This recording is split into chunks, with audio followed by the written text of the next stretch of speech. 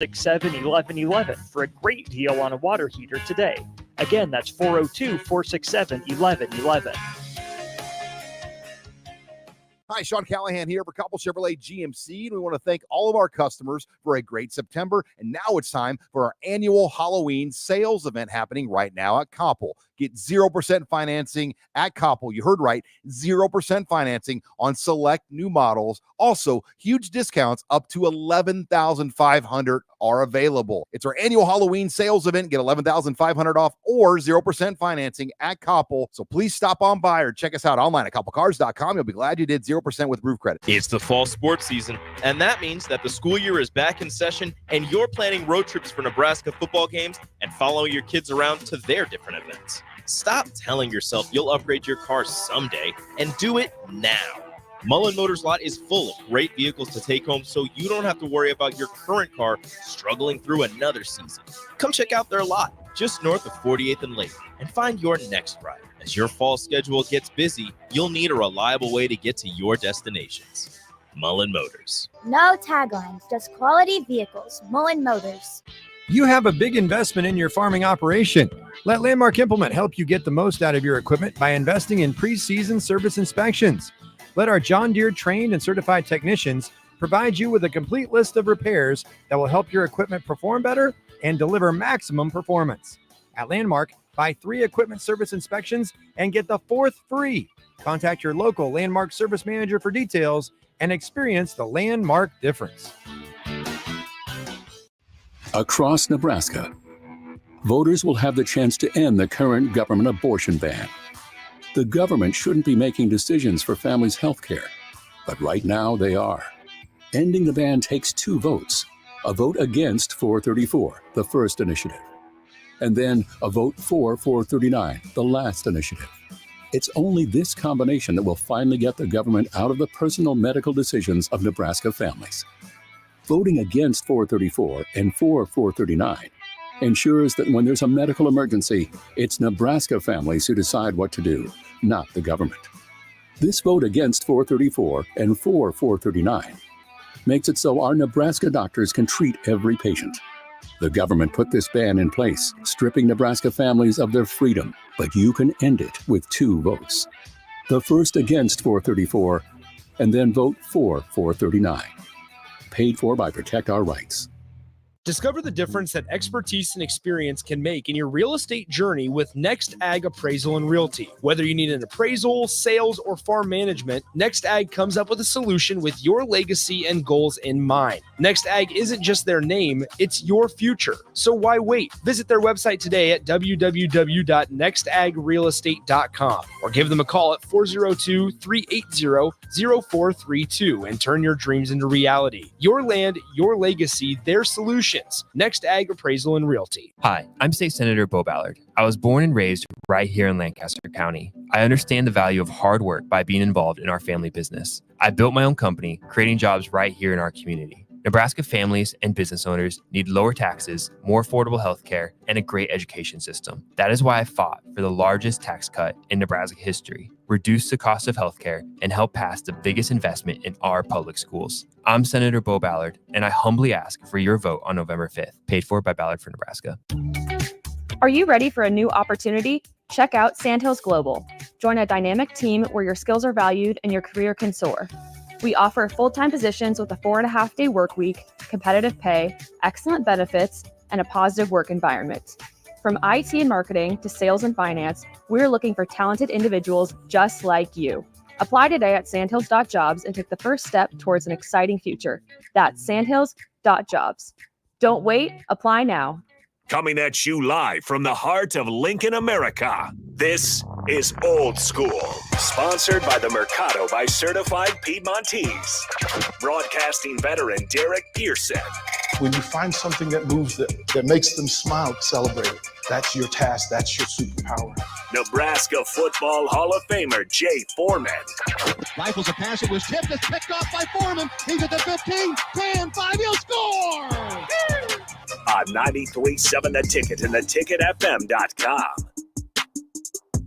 It is a beautiful, gorgeous, absolutely gorgeous Friday in Lincoln, Nebraska, as we head and prepare ourselves for the UCLA Bruins at Memorial Stadium tomorrow mid-afternoon, 2:30 kickoff. And as we prepare and set ourselves up for it, we'll have some discussion.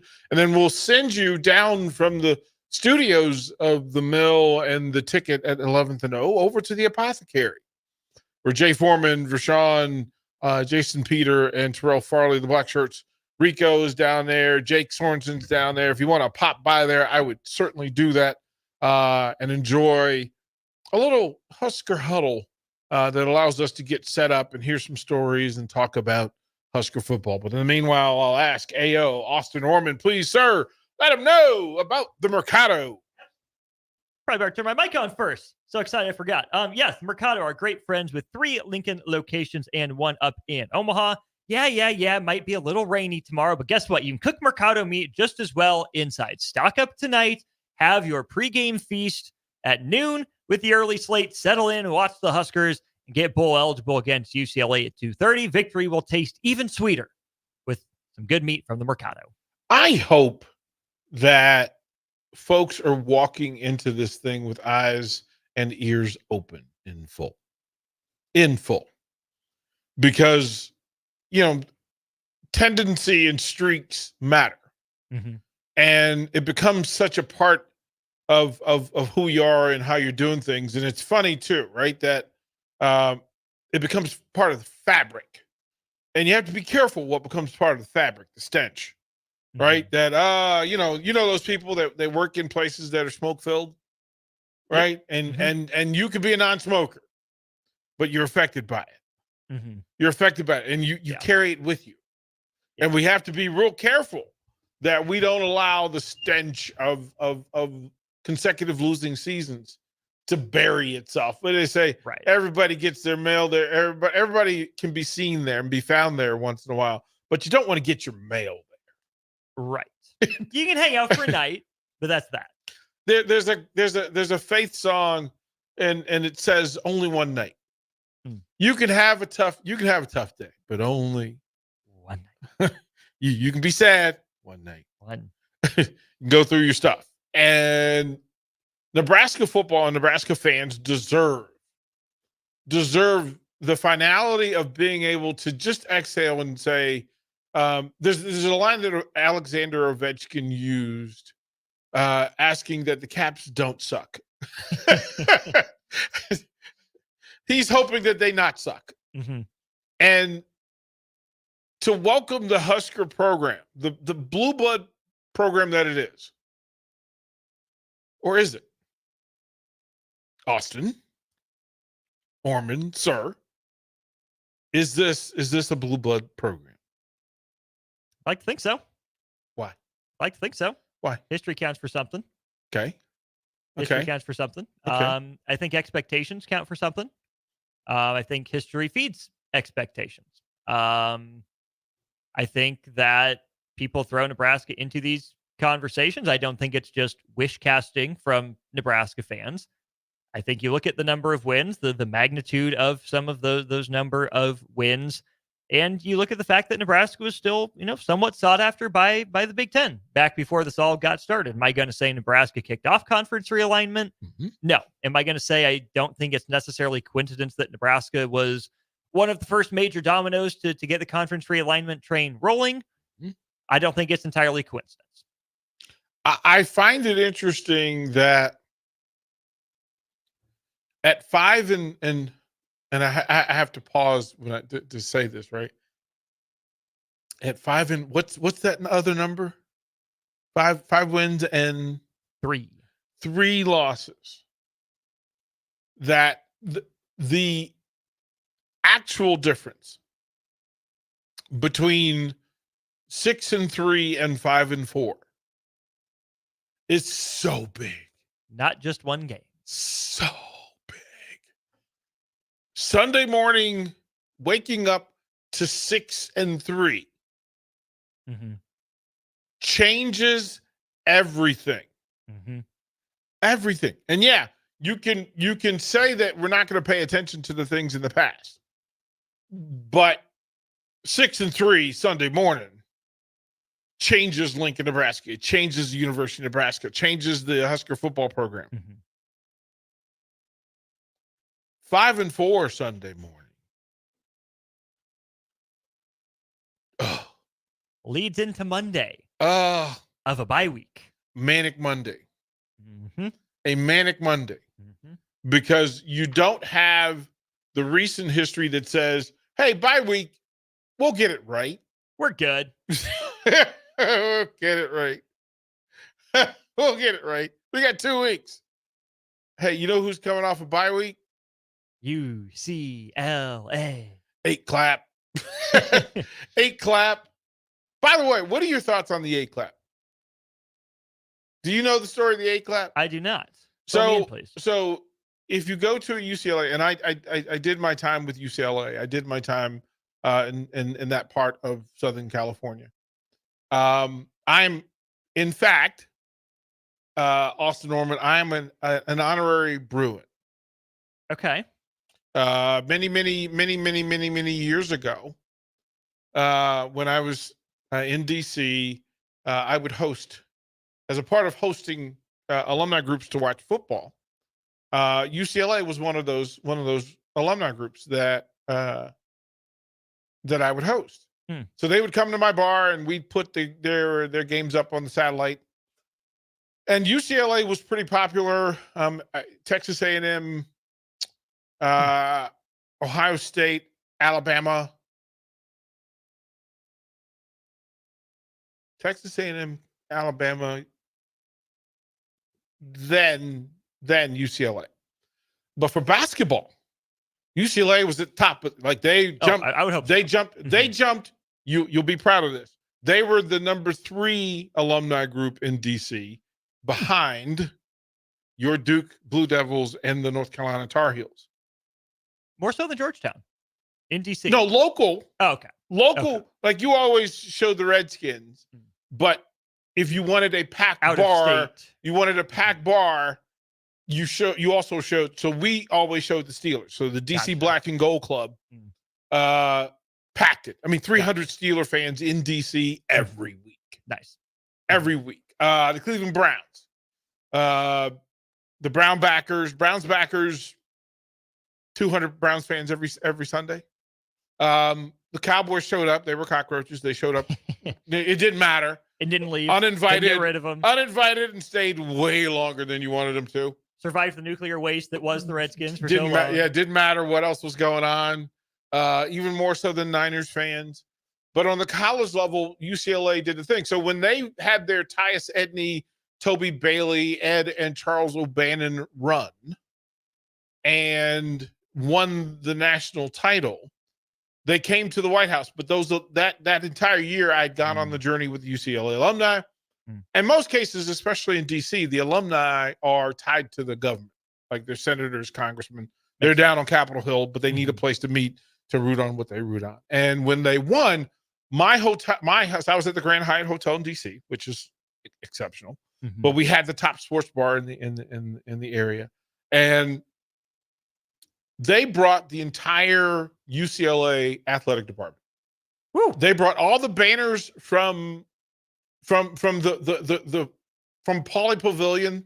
All of the championship banners were hanging from the rafters of the hotel.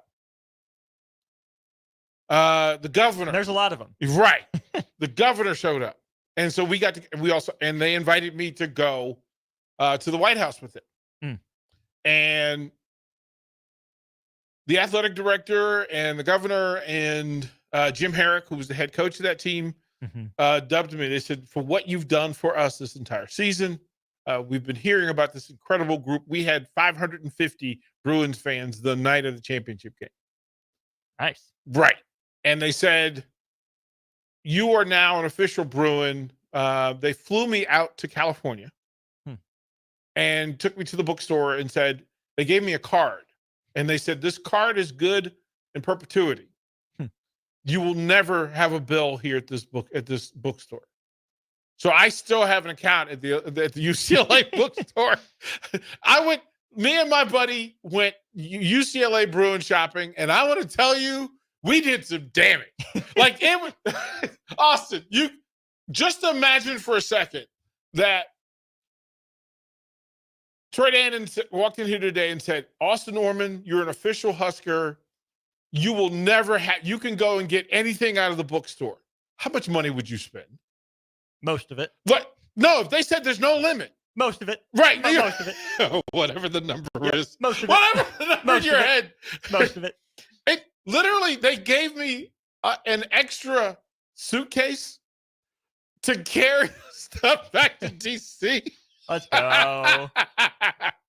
So it was pretty amazing. But they do this thing that at football games, and they have alumni in the old cardigans, the UCLA cardigans, which can I tell you is the most underrated of apparel. Okay. If Nebraska really wanted to show off next year, here's $1 million idea. Next year for alumni weekend, don't do cardigans. You know, the red cardigans with the 2 white stripes and the big bold N on the chest with a name stitched in the but I would buy. Is there a place that sells Husker cardigans? Like I would lose my mind. And it's more impressive even than Letterman's jackets. Yeah, had. I'm seeing one, maybe. There really is, right.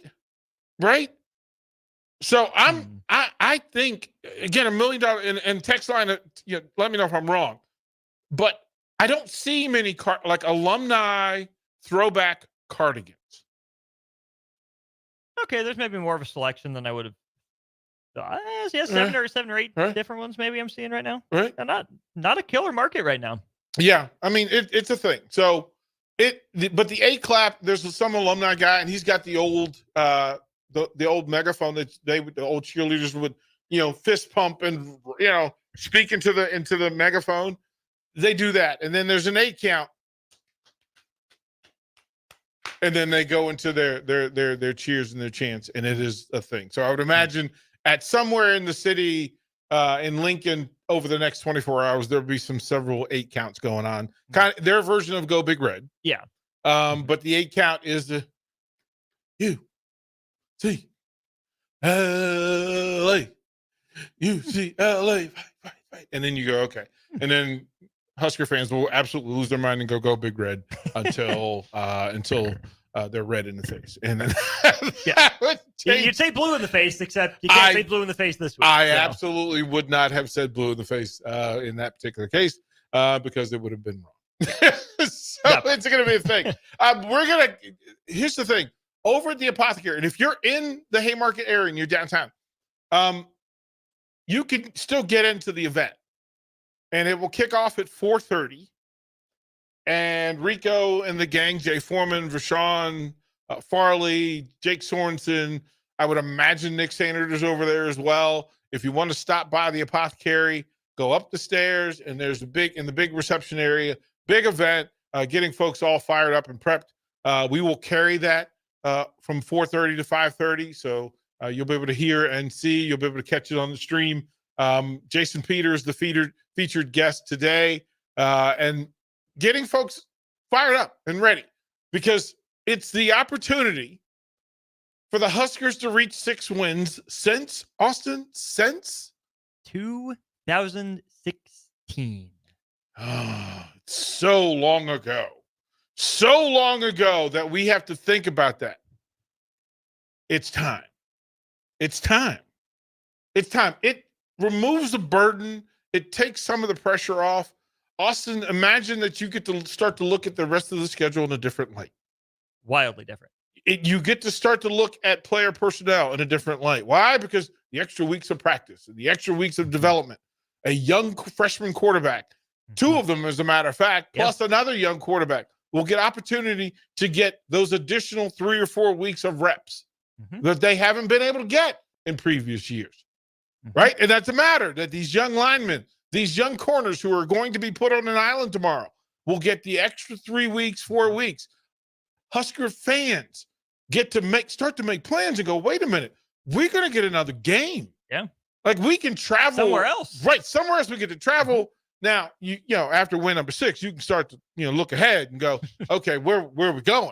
Let's go somewhere nice. Let's maybe not stop at 6 so we can go someplace Yeah, nice. How about that? That 8-win bowl game, it rings different than the 6-win bowl game. But Shreveport and Tampa ain't great, but they're probably better than Detroit and Yankee Stadium in the middle of winter. So right. Cheerleaders in Carton text line. Listen, it was a real thing. It was a real thing. I mean, they could go back to saddle shoes and cardigan sweaters. Why not? Or the big fluffy sweaters. Why not? With the what do you call the supersized skirts? There's a name. There's a cheerleader name for the supersized skirts. Like they're ginormous. My high school wore them, and it was fantastic. So in the cheerleader circles, there's a skirt that is just it is its own size. Most of them have their own zip codes. They're fantastic, but not everybody can pull them off. Nebraska absolutely could. They absolutely could, but that's just me. That's just me. And it's great colors. Sure. Scarlet cream, baby. Yeah, they're great colors. So, yeah, but you can't say no, Texter. We can't say no to the Pinstripe Bowl. We can't. We have to say yes to the Pinstripe Bowl because it's the first girl at the bar that said yes to you. Mm-hmm. Doesn't mean you stop shooting your shot. But, hey, bro, get you a dance partner first. Get you a dance partner first. We said yes to Pinstripes until. That'll do it for us from here. Stay tuned. We'll jump over to the Apothecary and Husker Huddle. Jay Foreman, Rashawn, Farley, Jason Peter, Rico, the whole crew sitting over there. They'll take you till 5:30, and then Austin and I will post up here and come back and take you all the way up to 6 o'clock here on 93.7 The Ticket. You're listening to Old School with DP and J. Download the mobile app and listen wherever you are on 93.7 The Ticket and theticketfm.com. You have a big investment in your farming operation. Let Landmark Implement help you get the most out of your equipment by investing in pre-season service inspections. Let our John Deere trained and certified technicians provide you with a complete list of repairs that will help your equipment perform better and deliver maximum performance. At Landmark, buy 3 equipment service inspections and get the 4th free. Contact your local Landmark service manager for details and experience the Landmark difference.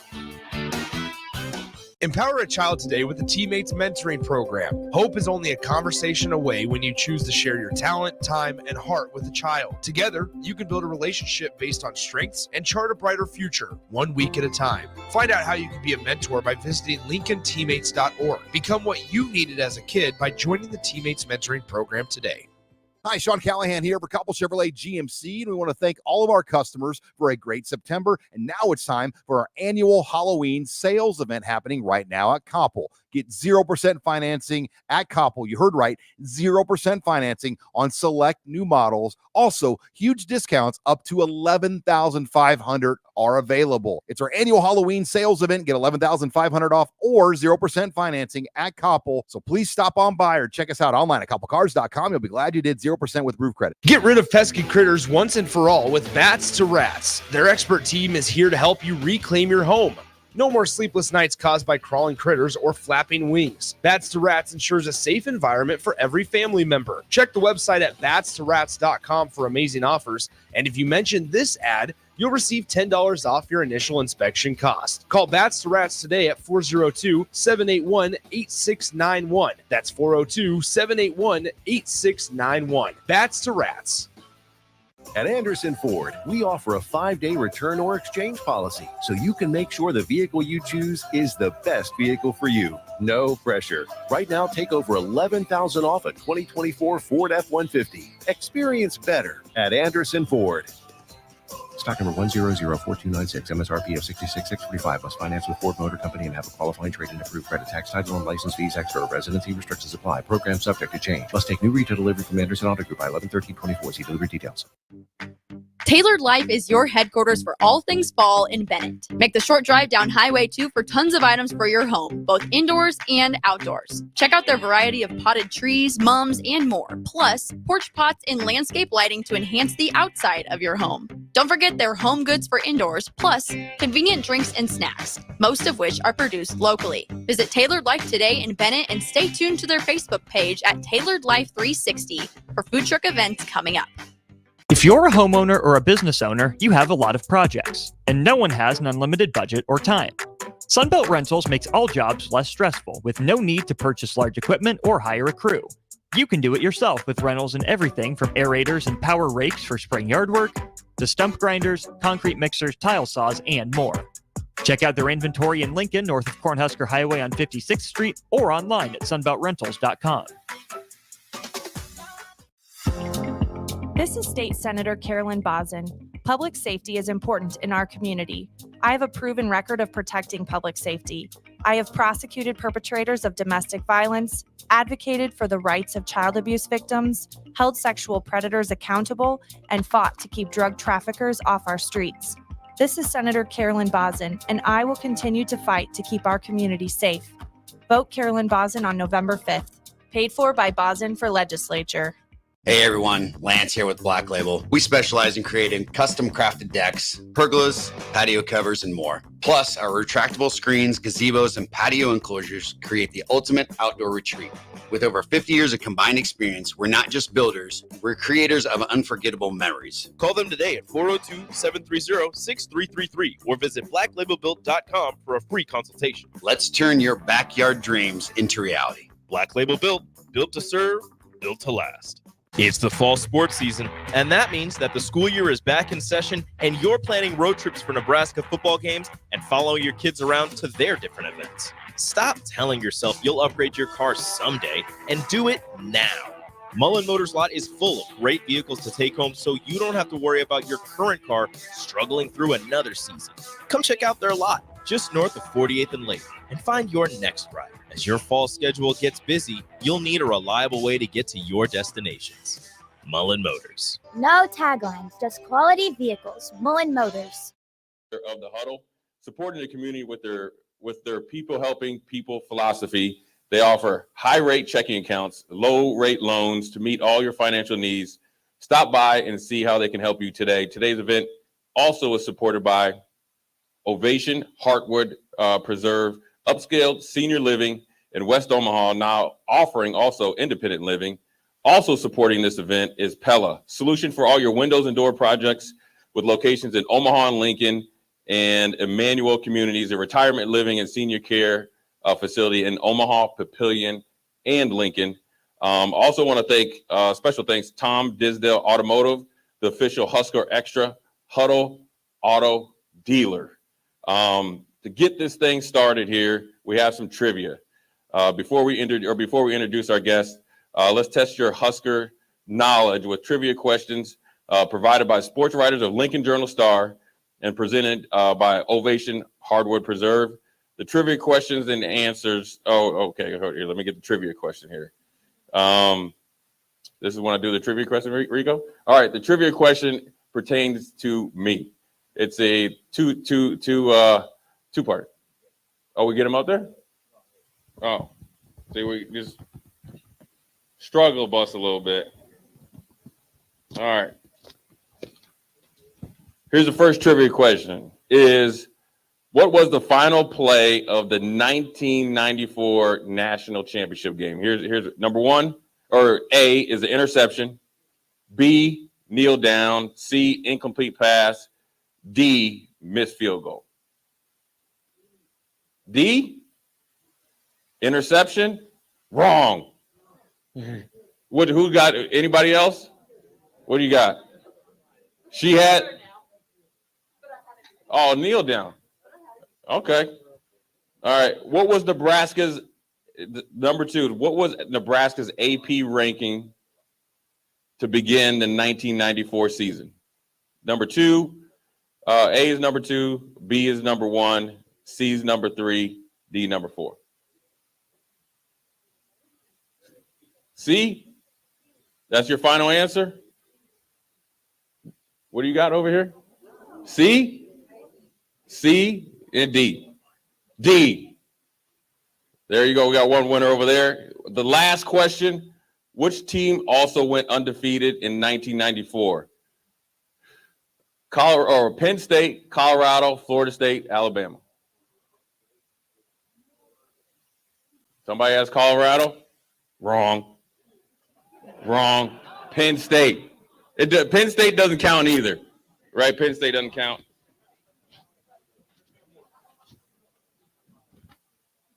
You got it? Yeah. All right. I'm handing it over. Where you? Hey. Go Big Red. It's too quiet in here. Go Big Red. Where am I? At the morgue? Go Big Red. Go Big Red. That's a little bit better. One more time. Go Big Red. Go Big Red. All right, now we're ready to go. Hold on a second. So the next question was, what was the halftime score of the Orange Bowl? Which one? 17-7, 10-7, 13-10, or 10-7? A, B, or C? Come on, quick. A, who says A? A over here, anybody else? A, who says C? C, you're not right. Neither one of those are right. So now we got two left. B, is it B? It's B. All right, my bad. I didn't mean to throw you guys under the bus. I did. I was just kidding. How did Nebraska get its first points of the second half of the Orange Bowl? A, rushing a touchdown. B, field goal. C, safety. Or D, passing. Now, let me just, before you answer, hold on, Sherry. Hold on. Before you answer, you're going to do a bad deal if you answer it right. Wrong, I'm sorry. Okay, somebody's going to be really, really upset at you if you answer this wrong. So we're going to make sure we answer this as a group. Okay, so are we at A? Raise your hand if you're A. No, we got a couple of A's. Raise your hand if you're B. No. Raise your hand if you're C. Oh, a lot of C's. Raise your hand if you're D. I told you we was going to win this together. Go ahead and let them know what it is. C, safety. We want to thank you guys for this portion of, oh, look at that picture. Is this the slideshow part? Okay, good. All right. Well, ladies and gentlemen, we play UCLA, right? We play UCLA. When I was coming in, they were getting off the bus, JP. Woo! Debo, they was getting off the bus. And I was walking by, I got my little bling, little fake bling on it. And they looked at me like they looked me up and down, JP. I almost wanted to be like, you know what, I'll be right back. We go get my buddies. We'll come right back. Then I got to thinking, we're almost 50. We gotta get out of here. Okay, so we want to definitely have you done the introduction, so I just start from the top. All right, here we go. So today is the 2024, the Huddle week. You already did that. Tell me, keep me up to speed. Okay, so I can introduce the players without this. I'll go from youth to my brother from another mother, even though he don't like me. Okay, Jay Foreman, not class of 1994, three-time national champ. One of only like 33 guys to actually do it. Give it up for Jay Foreman. NFL, all that good stuff. Hall of Famer. He's scared of me in practice, but it's okay. Next, we got another. How did I get caught up with all these black shirts? Why am I here? Okay, I'm just kidding. Terrell Farley, new Hall of Famer, one of the baddest linebackers that ever did. And then last but not least, I had the opportunity of coming to this prestigious university with arguably one of the best classes ever. And this guy means a lot to me. We've been through a lot just coming in 1993, seeing what we saw, going through what we went through. We are tried by fire. This guy is too. Former first-round draft pick, 3-time national champion, Jason Peter.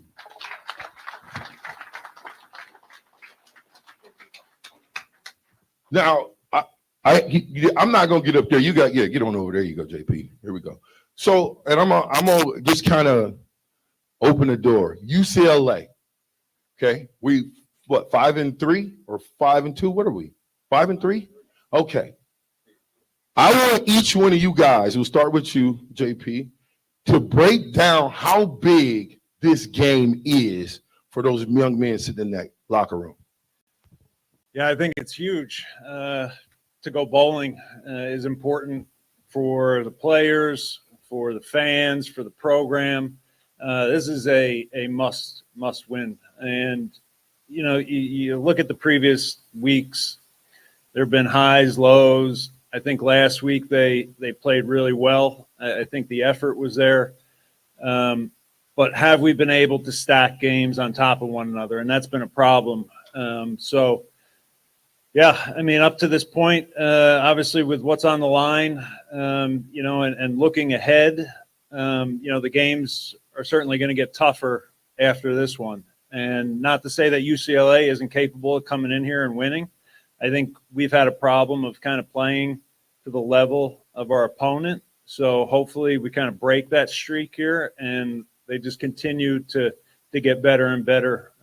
So yeah, you know, I'd like to think that we're going to win. I don't know if we're going to do predictions or something at the end or. All right. So I think this game is huge for themselves. They gotta do something that they're, you know, they say they want to do, then go do it. I think it's going to show a tremendous amount of maturity. You know, we're better than UCLA on paper.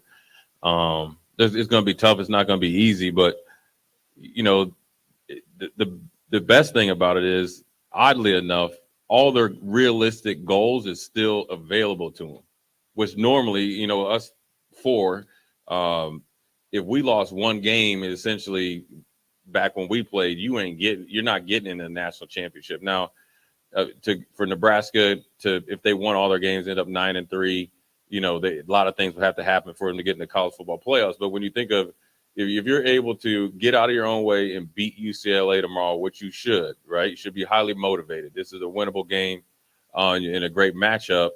Then you're able to do that down the stretch. You're able to go to a big bowl game. You're able to put yourself in a lot of, you know, conversations that you say you want to be at. And so it's huge. It's huge for the community, the fans, for you guys. You know, how many of you guys make Christmas plans based on bowl games, or at least used to, right? I mean, I know I was at Super Saver when I was in college, going to be my junior year. So it was 1997.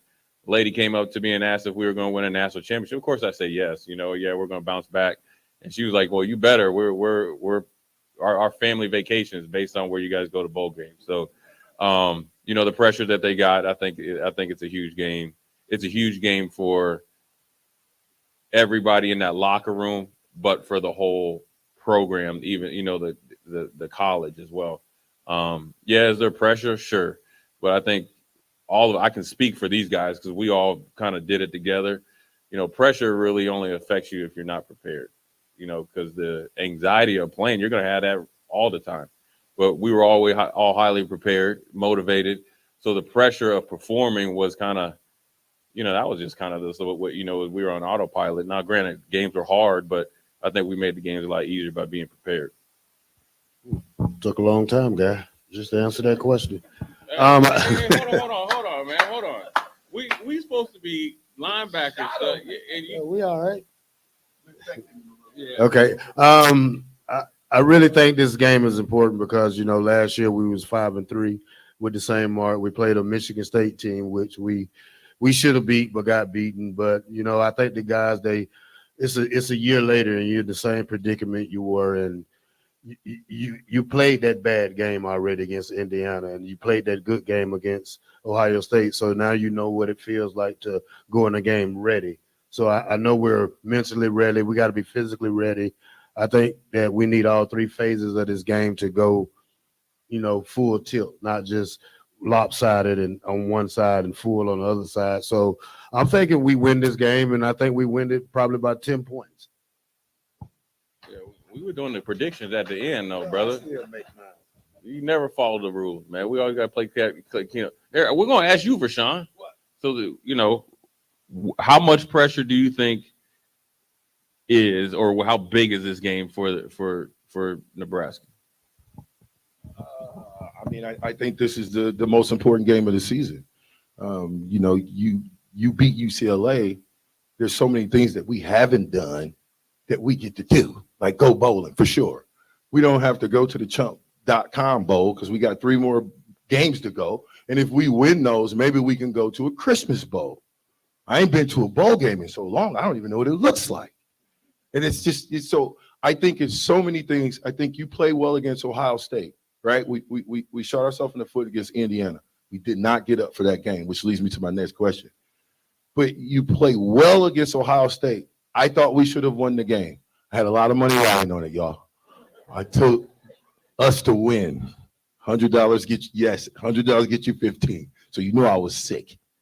I coupled that with I said we was gonna cover the points too. So anyway, I think this game, when you look at what's down the road, Wisconsin, you got USC on the road, you got Iowa on the road, and after this game, we got a bye week.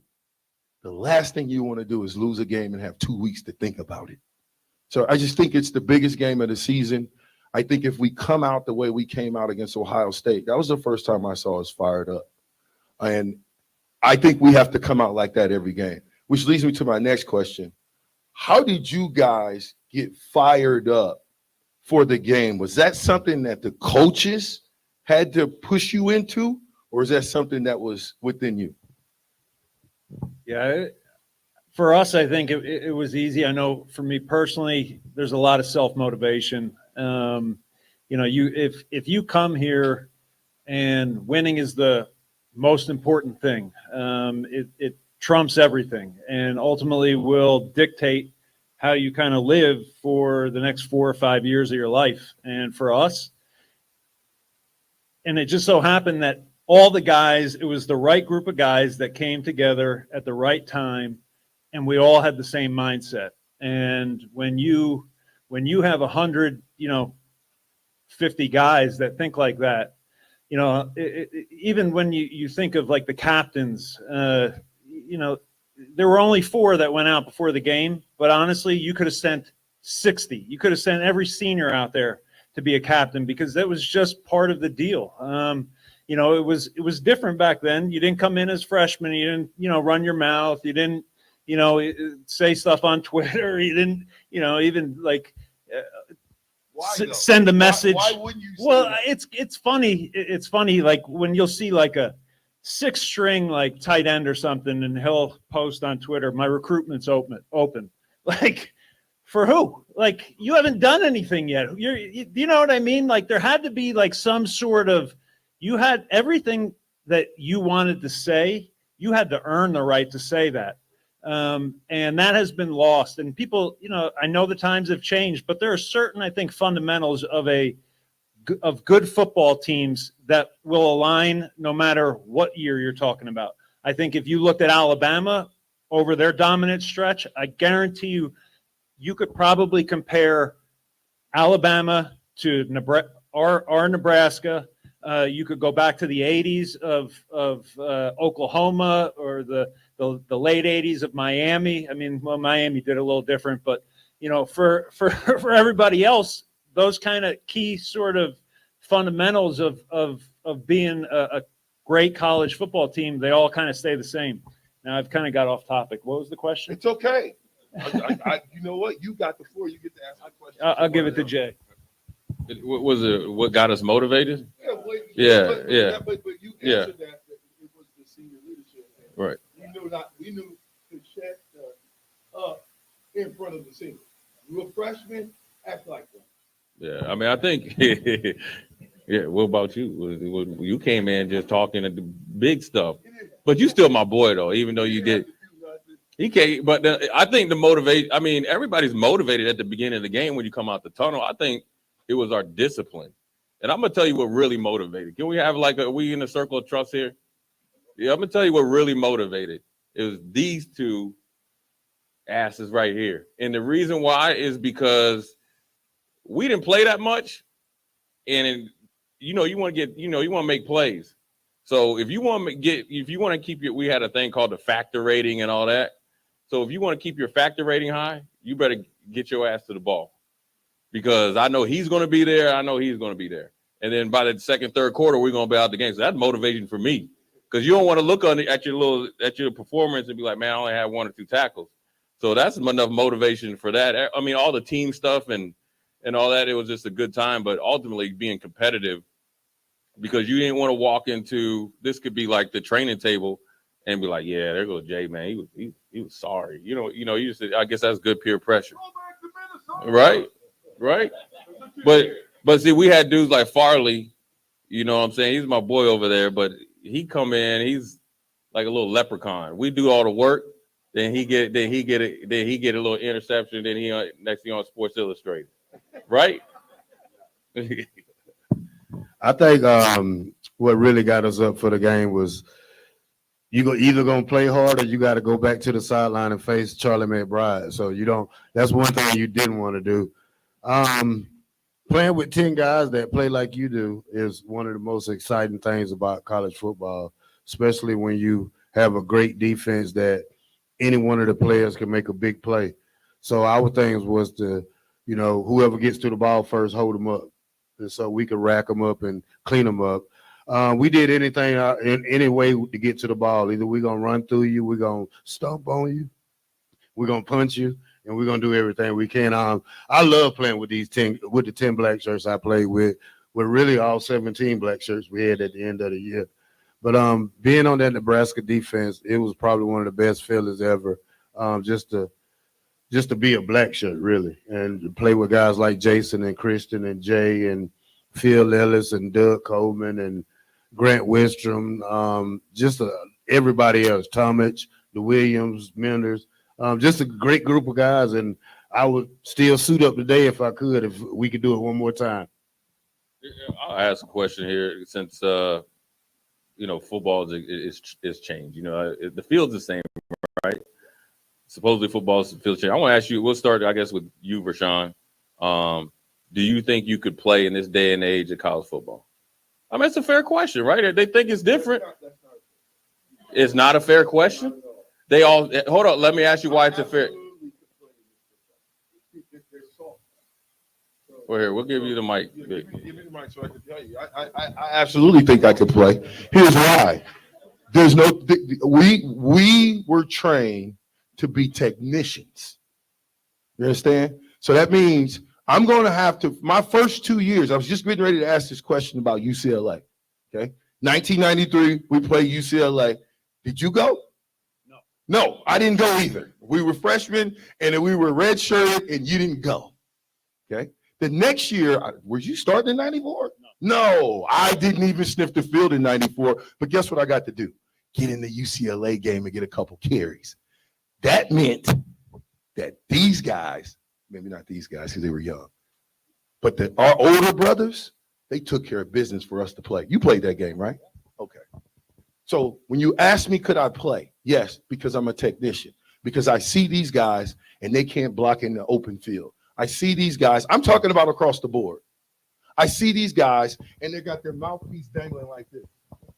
Guess what? And I want you guys to tell me this. If I, on offense, see a guy with his mouthpiece like this, I'm going to abort the mission. I will take a negative play to go knock his helmet off. So can you ask me? You give me 3 months to get in shape, I promise you I can play for one series. And the Husker fans will be like, yeah. I hate to say this, Rashawn is right.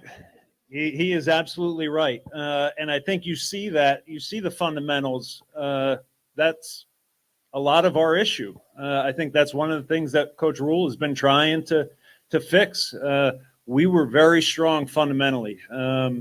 And, that was Coach Osborne always said it was about the little things. And, there were days where we would take an entire, 2.5 hour practice, and an hour and 45 minutes of it would be just group work, where you're just working hands, feet, whatever the fundamentals are of your position.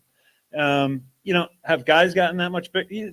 The funny thing is, even going off of that, Tom Brady was just on calling a game, and he talked about how he thinks the quality of the NFL has gone down. He goes, guys are not as fundamentally strong anymore as, the era that he played, although I think he was talking about like the era kind of, when we were playing. The guy played for 20 some years. So, he technically just retired, I guess, last year or 2 years ago. But it's true. I think you see it, especially in offensive line play, the technique is very bad.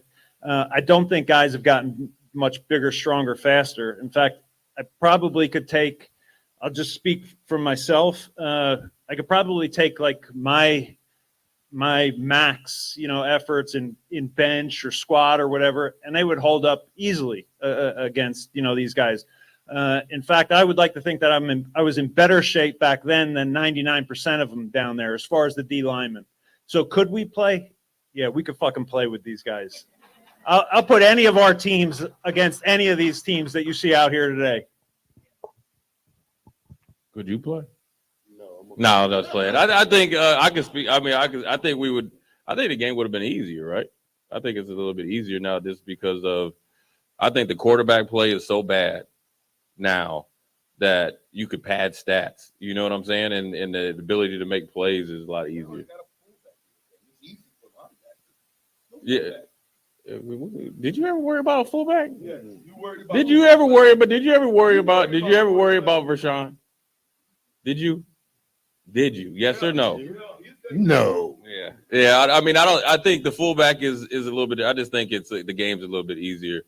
We had to do a lot of fundamental stuff, but we had to know so much. So I think the way that they play football now, where they don't call plays, and essentially if you get kind of in, their system or whatever, you can just have a field day. And I think the quarterback play from high school, college, and pros is so bad now. So then, it kind of would lend to make more plays. So I think I know I could play, and I know if I could play, you could play, right? Nah, I'm not gonna play. I'm gonna enjoy my 50s where I can walk straight. Yeah, and plus for sure, me and you are grandfathers, so we're not gonna play. Period. Yeah, I think we can play, and especially me and Jake, because most of these offenses are spread it out. And Jason, I mean, these offenses are spread offenses, not really running the ball like we played against more running teams. So we'll be able to last a little longer, probably 5 plays. You want to answer some more questions? Yeah. So I think what we'll do real quick, I got time, Shay, to take some from the. Okay, so if you want to ask one of these guys a question, I want to kind of open it up real quick. Raise your hand, and I'll come and give you the mic. Don't get scared now, man. This ain't UCLA. We Huskers. We all in here together. Hold on. Check. Say your name, and then whoever the question is aired to. Ross, questions to everyone about playing currently.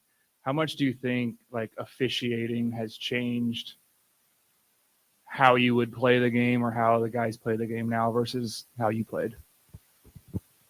Who want to take that? Oh, you don't.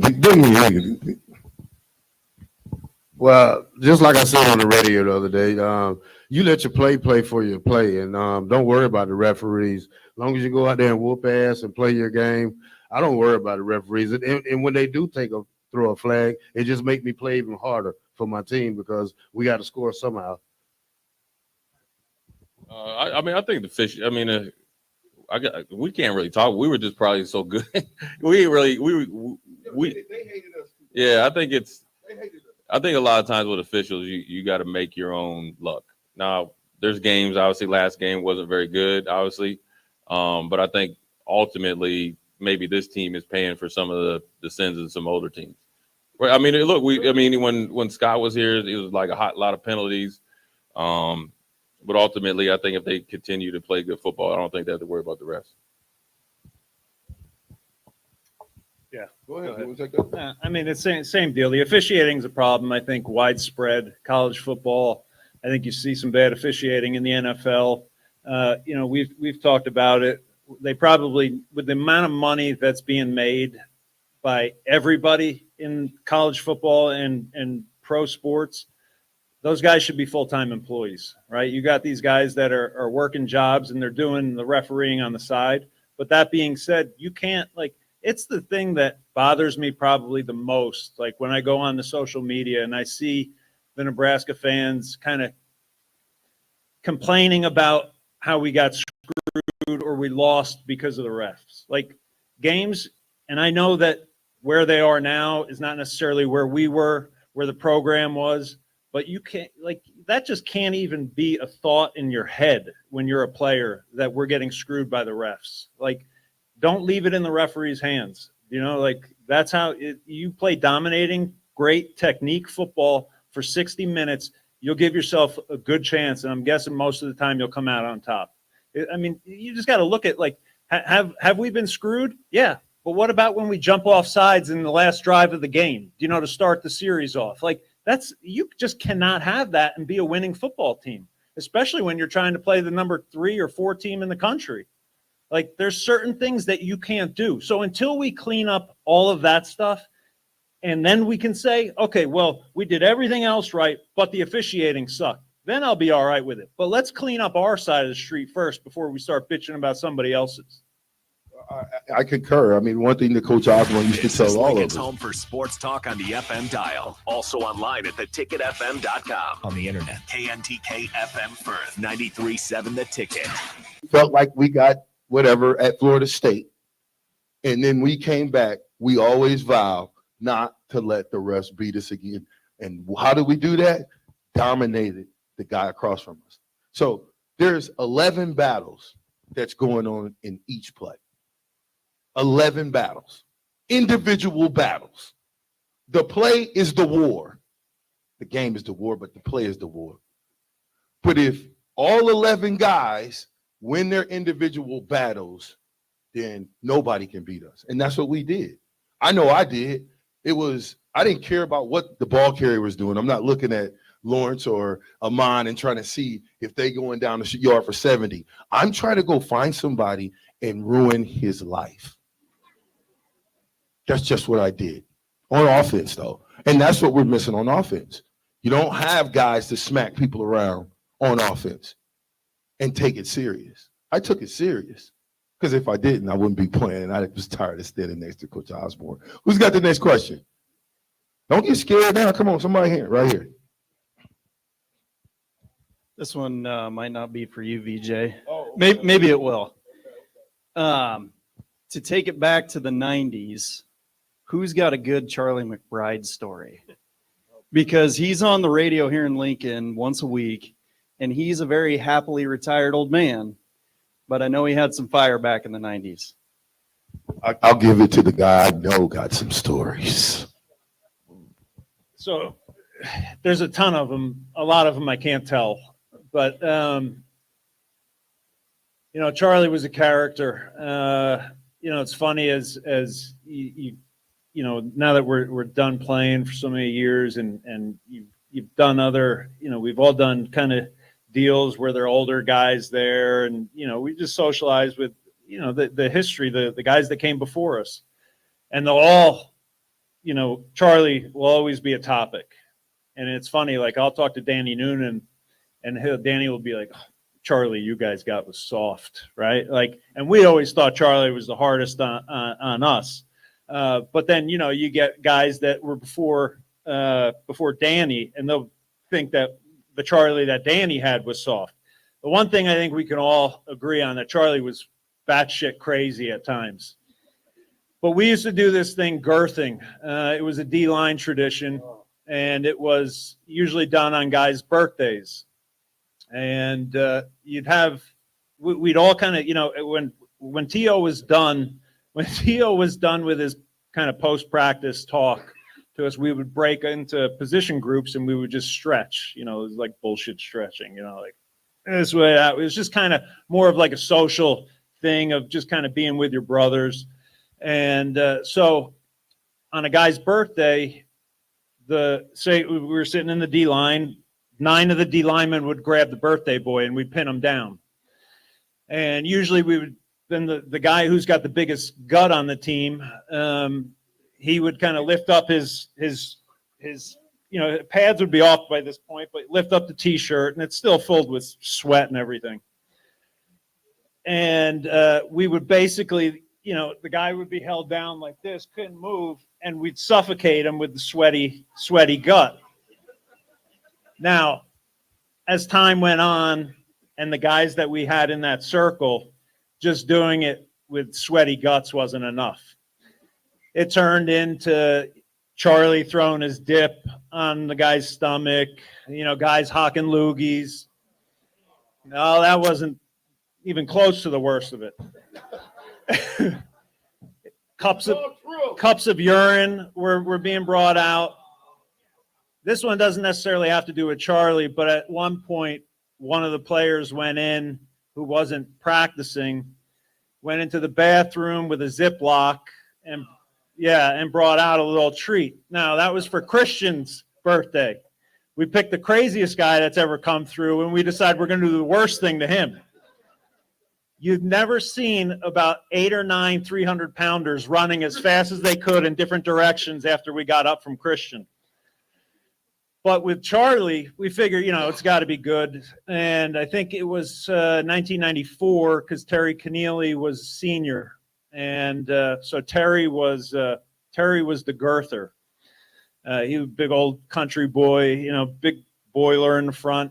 And so it was Charlie's birthday.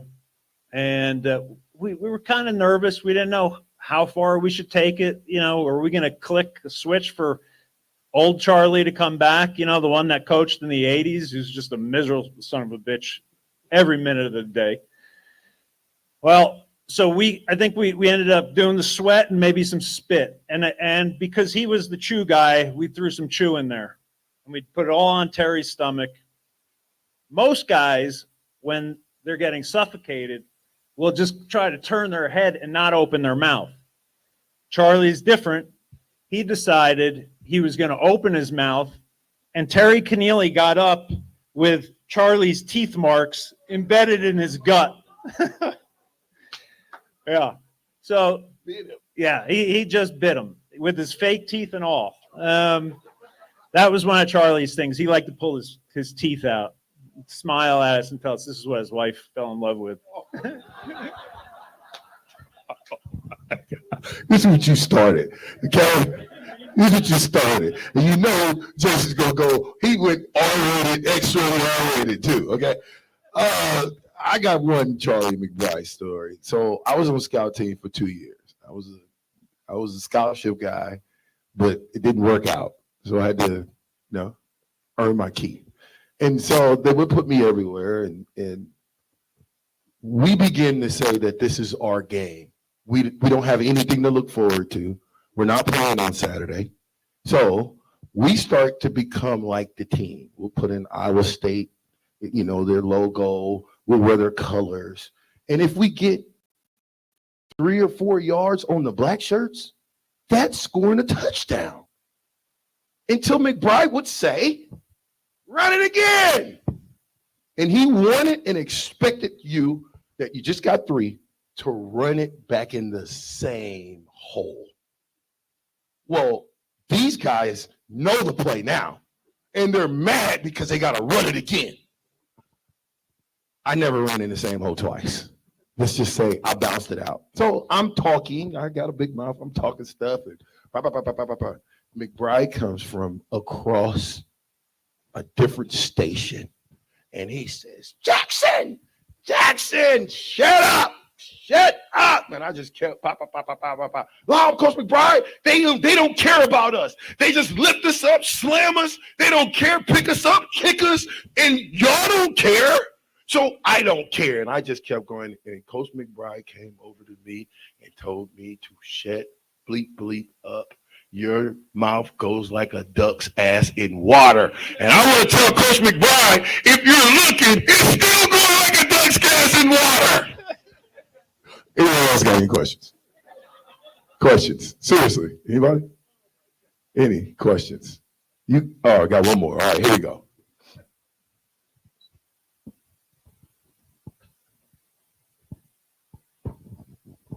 This one's for Jay. I grew up in the 70s watching your dad play football. How hard was it for you to thrive?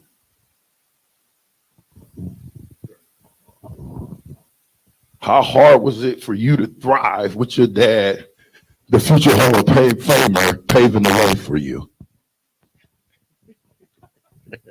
Well, I mean, it was hard. I mean, it was different, you know. To be honest, I didn't know my dad was, who he was until, you know, when I moved to Minnesota and he walked in. So by that time, I'm in 7th, 8th grade. I didn't really realize the magnitude of what type of player that you're talking about. So, you know, we grew up together. So I grew up maybe a little bit faster. You know, I couldn't do some of the things that maybe other people, you know, could do as a young kid. And then when you come to college, you know, I will tell you this, me and my dad are real close, you know, very close. For a long time, I despised my dad in a weird way, because every time I did something, it was like Jay Foreman or the son of Chuck Foreman, right? I always felt like that was going to be on my tombstone. But then I got over it. But, you know, it was a little bit hard. I mean, it's no different than anybody else. I mean, Jason had to play, you know, here with Christian. And so, you know, I mean, there's never going to be anybody that wants to make it easy, but it was definitely different. You know, there was some times I hated football and stuff like that, but, you know, it wasn't anything I couldn't handle. I think it probably maybe a little bit stronger than maybe the normal kid. I will tell you a funny Charlie McBride story. I fashioned myself of never being scared of anybody. First of all, I was scared of like my dad first. That's it. And I'm a redshirt freshman starting, new starter. We're playing Oklahoma State, and it's hot as all get out down there. I mean, it's hot. Remember that night? It was, national TV Thursday night. I mean, it's hot as shit down there. And, you know, Coach, we're in the remember that small ass locker room? It's hot in there. And, you know, I mean, you know, it's my first, I hadn't played a game since high school. So I went from high school, practice squad, starting. So Coach McBride sees me, and I'm kind of avoiding him and stuff because, you know, I'm trying to get myself ready to play for a game. He comes up to me. He's like, "Are you nervous or scared?" Right? I was like, "Yeah, I'm a little nervous, Coach." He looked at me. He said, "Stop fucking lying at me." He looked at me. He said, "Stop fucking lying to me. I know your ass is scared, right?" And I was like, "All right, yeah, I'm a little scared." He said, "Listen, if you go out there and get your ass kicked," he's like, "I'm gonna knock all your teeth out." Right? And when he said it to me, and Coach McBride had this look in his eyes. It's like he was look crazy. So I'm like, "Damn, are you serious?" He's like, "Yeah." He's like, "If you get your ass kicked, I put you out there. He's like, "I'm gonna knock all your teeth out." He's like, "Your teeth are gonna look like mine." And I didn't know he had dentures. And then he took out his dentures, and then he was like, "You'll be all right." And then the rest was history. Rest was history.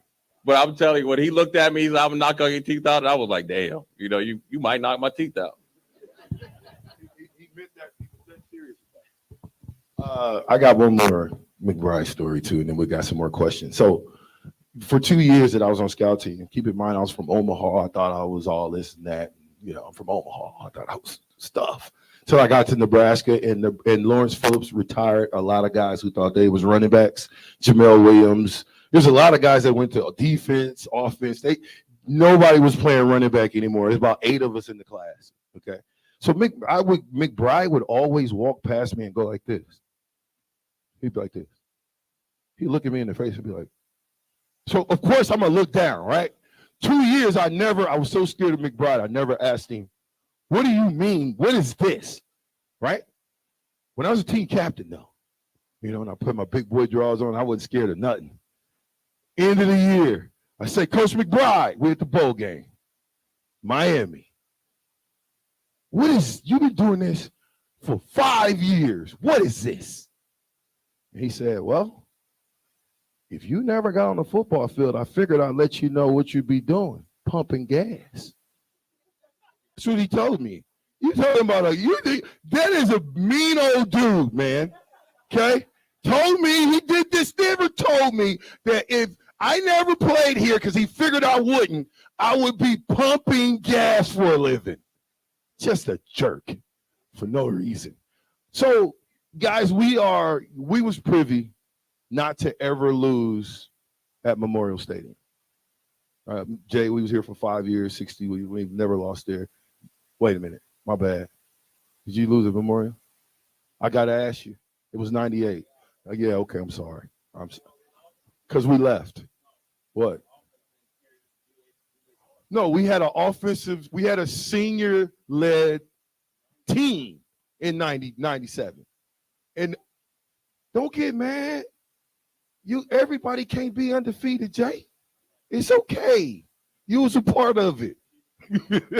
But when you guys look back, Coach Osborne told us in the locker room, I don't know what game it was. Matter of fact, our senior year. He said, you seniors, you don't know what you've done, but you're going to look back 30 years from now, and you're going to know. And so I know you guys remember him saying that. What does that mean to you looking back 30 years knowing that? I hope Coach Rule can get it together, right? But it may be 10, 15, 20 years before we get back to, unless we do something drastic. Well, let's hope it's not 10 or 20 years. Well, let's hope it's not that long either. Yeah, I mean, when we came here, I mean, we signed the first out of the four of us. It wasn't like we were winning national championships, you know. So we weren't a dominant program. They were a good program, but it's not like we just thought, oh, they're winning championships out there. That's where I'm going. So everything that we got, everything that we won, we earned. And it's not just us. It's, you know, the guys that came before us, you know, the 93 class and the 95 class. I mean, 94 class. There parts of it that all came together. But the parts that did, by that point, there was a culture that was, and you either adapted to the culture or you were going to get run out. Like, and it wasn't going to be by Coach Osborne. It was going to be by your peers. And that's the thing that I think we are hoping eventually takes over down there. There's a lot of stuff that Coach Rule shouldn't be dealing with that he still has to deal with on a daily basis. What was the question again? Shit. 30. I said, Coach Osborne said us in the locker room. So, yeah, okay. So, yeah, I mean, the way that our career went, you know, losing 2 games over the entire time. I mean, if you count the loss to Florida State when we were red shirts, it's 3 losses. Can they get back to that? I don't know. But it certainly, for us looking back, and especially following the struggles that we've had since that time, I don't want to say it makes it even sweeter. It doesn't make it sweeter because all we want, all 4 of us up here, is for Nebraska to be successful. But I think it makes us appreciate what we did. The same way that I'm sure Alabama fans look at what they just did down there and their dominance. It's hard. You know, it's especially when you are the team at the top. You know, like everybody is giving you their best shot. Like it's different than when you're a 5-3 team and you're playing Ohio State, right? Like when you're the number 1 or you're the number 2 or number 3 team, there's no chance that someone's not showing up in your stadium and giving you their best effort that they've given you that they've given anybody the entire year. So when you realize some of the things that you've overcome in order to end your career with just, you know, 3 losses, yeah, it makes you appreciate, it makes you appreciate the guys that you came in and the guys that you played with, the coaches that we had, the program that we had, the fans that we had. You know, that was one thing, Coach McBride always used to tell us the D-line before games. We'd kind of, right before the team would go out, the position coaches would come in, they'd talk to their guys. Well, we'd always go into the shower, Coach McBride, the D-line and the defensive ends. And he'd always end it the same way every time. He'd go, when you go out there, you play for each other. He goes, you play for the people that you love. He goes, but most of all, he goes, you play for the fans, because without them, none of this is possible. So there was a great respect and appreciation for you guys. I'd like to think that they have the same mentality down there, because there certainly have been times over the last 25 years where they probably didn't deserve to have 80 or 90,000 people in that stadium. But you guys show up every week, no matter if it's raining, snowing, whatever it may be. So I just wanted to tip my cap to you guys as well, because to let you guys know that we appreciated you guys and the seats, and you guys filling those seats in that stadium every week. What was the question? Since you bringing up bad memories, I know you didn't. I know it didn't. It just it was strategic. You two are like freaking frack. It's only because we've been knowing each other at the most critical time. I'll tell you about Rashawn, man. There's always times in practice or during the season, or especially during spring ball, man. You be like, this is too much. You know what I'm saying? Like, you tired, you don't want to hit. Then here comes Rashawn. Then I'm telling you what he is like now. No, you did not. That is one thing that didn't happen. That mouth of Rashawn is legendary. There weren't a lot of guys, offensive guys, that could come into like the locker room where the black shirts were and kind of fuck around with us. Like we took offense, but Rashawn was the guy who figured out somehow or another that we kind of, we laughed at him. But it was comedy. I was an honorary black shirt, just on offense. But we loved each other. We really did. And that was the thing that made it work. Yeah, he would give you some energy. The first time I remember, this is usually, I never told you this. First time I knew who Rashawn was, because you could hear him everywhere. So we're in spring ball, and I'm in there kind of like moving up the depth chart. Rashawn, and this is the first time he ever really said anything to me. He come over, and I'll never forget this. He had that big old face mask. Remember, he had them goggles, right? And he had a big old chin strap. And he looked me up and down. He's like, "They say you good. We're gonna see today." Hey, you remember that? Hey, I'm gonna tell you, it was the funniest thing ever. Because I'm walking out to practice, and then Rashawn, he kind of holding court. He holding court, talking. So he ain't never talked to me like in a year and a half. So I'm walking out there with me and Mike Ruck and Wilts. He stops right in front of me, and he's like, "Yeah, they say you good. We're gonna see today." And I was like, "Who is this dude with the goggles up here talking mess?" Anyways, we done? Oh, we got it. All right, we're right. Huh? I think I spent so much time with the black shirts, meaning on scout team, that I looked up. This is true story. The majority of my best friends are all black shirts. I don't know why. I'm the only offensive guy that look at it. I'm the only offensive guy that be what you got. You can admit it now. Yeah, I can. You can. Just admit you wanted to be a black shirt. Just admit it. All right. But look, Coach Osborne would not give me up. That's my claim to fame. Coach Sam's. But Coach Brown, what about Coach Brown? Oh, come on now. Coach Brown would have gladly given me. All right, we're at trivia time. This is called the time for the driving the play, presented by Tom Disdale Automotive. Today's driving the play question is: what year and what team did I have an interception for touchdown? I know you do. I probably got it because your ass was, you be stick. Yeah. Nobody knows what year and what team I had to pick six. What year against what team? Yeah. Anybody know? I think I can guess. I know.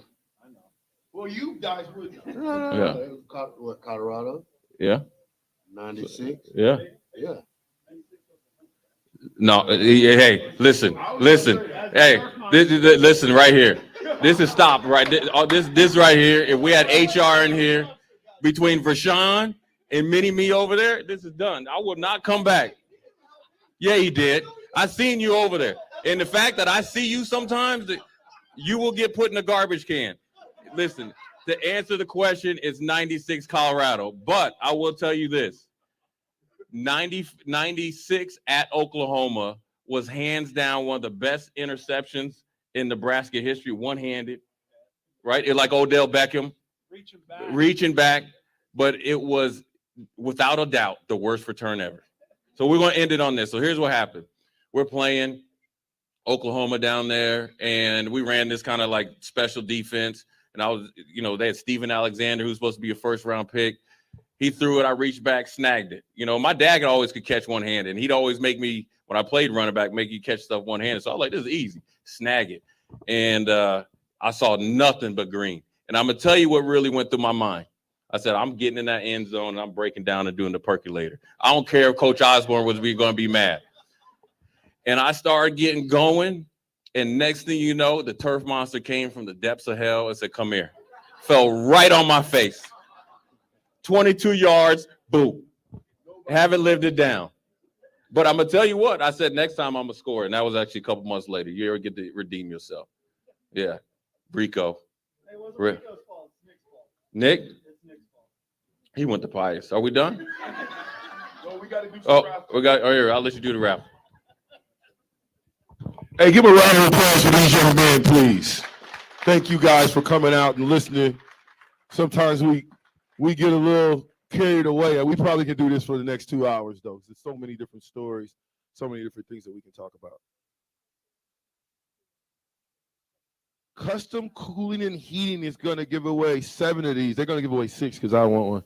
But no, they're going to give away 7. They're going to give away 7. All right, get your tickets out. Get your tickets out. 173-568. 173-568. Somebody had to have it. Nope. Okay. All right. All right. 173-587. Whoa. 0 for 2. Oh, okay. I didn't see you. All right. Here's the next one. We got plenty of them. 173-572. Got another one. We got another one. Let me see. Let me get that. You can't win twice. We ain't gonna let you win twice. I'm just kidding.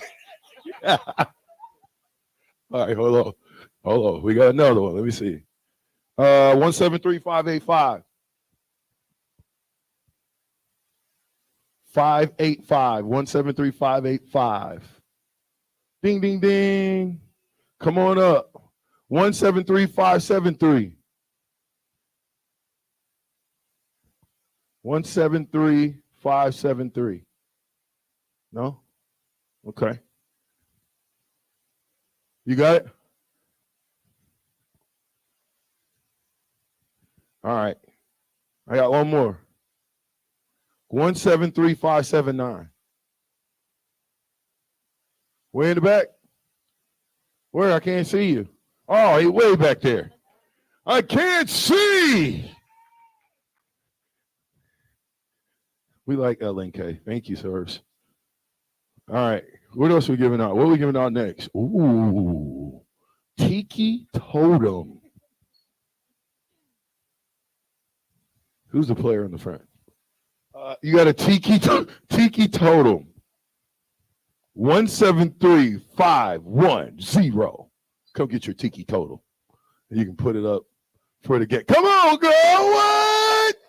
What? You got the Tiki Totem? Come on. Thank you. No, you keep your Tiki. Is it worth something? Write your name. Oh. All right, hold on. What we got now?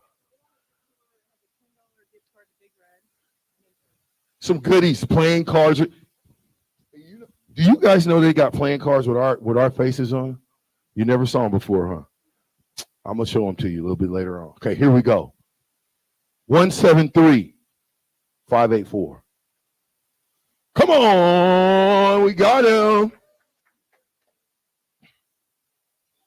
Hey, you guys want me to cheat and have you win something at this table? Okay, don't tell nobody. They can't hear. They can't hear me.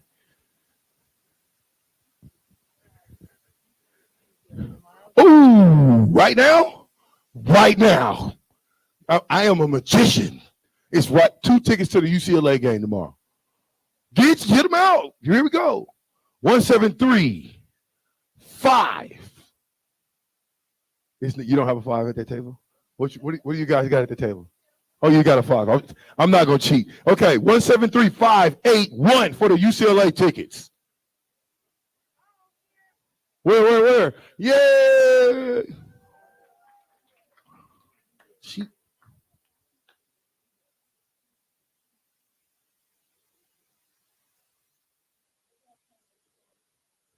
We got the signed Will Shields jersey. Not yet. That's me. I need that. Yeah, I do. Thank you. Appreciate that. Put water in it. 173. I think we ran this number before. You cheating, Sherry. 5. It's a 5 again. See? 6. 2. Oh! I do a little suspense. Good job. A little suspense there, guys. What we got? 1, 2, 3, 4, 5, 6. All right, $10 gift cards to Big Red. We're going to do it fast. All right, here we go. 173-571. Bam, got you. 173-580. Dang, you won twice? I'm just playing. That table did. 173-574. Got it right here. 173-583. I feel so bad for y'all. I will give you guys something. I got to give you guys something. If you don't get anything, I feel bad. It's rigged. I'm sorry. I'm the Big Ten official. 173-582.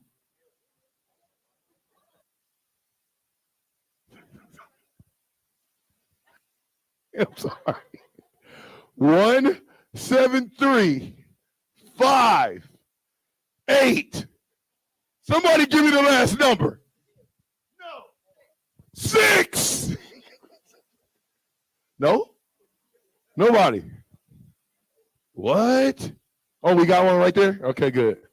Hey, I'm going to apologize to you guys at this table. I'm sorry. I don't know what happened. They were watching me too close, so I couldn't cheat. I'm sorry. Okay, so listen, Sherry, you want to say something or you good? You don't never get a chance to say nothing, Sherry. Come on, we got to let Sherry talk. Sherry puts this thing together. She does an excellent job. Give her a round of applause. This is 2 years we've been rolling. For me. Yes. Here. Yeah. So the Big Red, has anybody been to the Big Red Brunch in Omaha? Liberty First. Thank you. Actually, Liberty First sponsored both the Huddle and Big Red Brunch this year. So thank you. Thank you, Liberty First. And thank you guys for being here. Jason, thank you for being here. Jay, thanks. Terrell, always. Rashawn, what can I say? You're the only people that are hiring me. Okay. Thank you all. Yeah, I'll be here. I've been working on that for a long time. Guys, listen. I'm notoriously late. And there's a reason for it. Okay? There's a reason. A real reason. A medical reason. A medical reason. How many of you guys believe it's a medical reason I'm late all the time? Nobody. One. I got one. That's all I need. That's all I need. 1% to believe me. Okay. So here it is. I'm a twin. Fraternal. I was 16 minutes late. I did not want to come here. So my claim to fame is I'm going to be 16 minutes late. It doesn't matter to anywhere I go, but I'm working on it. I'm a work in progress. But I wanted to just kind of give these guys one last to say whatever they want to say and let you guys know how big we appreciate that. We appreciate. Oh, we're going to do the predictions. Well, you can say your last word and give you a prediction. How about the last word be about the program? And I think that we're still heading in the right direction. I still like Coach Rule. I think he's the right guy for the job.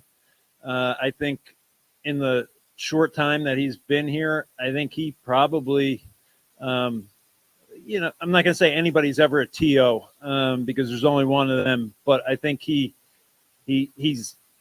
leaned on TO. I think they believe in a lot of the same things. I don't know if this staff I will be the one that, when we finally get to a point where we're competing for championships, if it will be this staff or not. I like a lot of the coaches on this staff. It's a results-based business. And if you're not getting the job done, they'll probably find somebody else that will get it done. But that being said, for tomorrow's game, I think we win 30-13. Yeah, I think it'd be 20. What did I say?